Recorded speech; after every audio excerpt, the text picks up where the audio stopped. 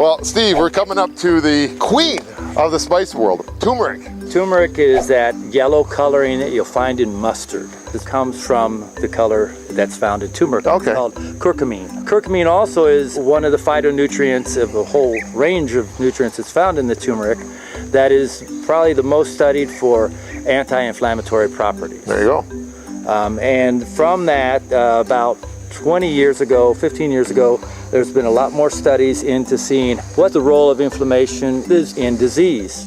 And they have now come up thinking that 5 diseases are based on an inflammation process that gets out of control in our bodies. And what they found is this was based on populations in India where their custom is to eat turmeric every day of their life in breakfast, lunch, and dinner in the form of curry. Right. And curry is generally about 50% by volume of turmeric powder.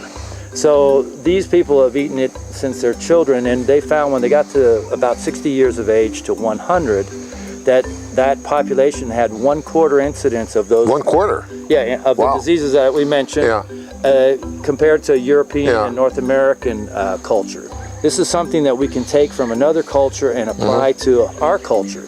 So what happens is when you take turmeric and other anti-inflammatory herbs, it helps that modulation of our inflammation reaction. Right. And of course, inflammation we need, it's part of our healing process. Right. But it gets out of whack. If it's chronic and it keeps on going on. It ends up causing havoc in our bodies as we get older. And turmeric helps mitigate that and support that healthy inflammation reaction.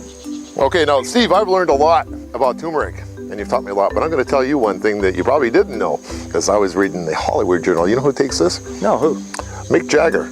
Really? Yeah, and look at Mick Jagger. Now there's a guy that needs turmeric, and apparently he knew that and is taking it regularly every day.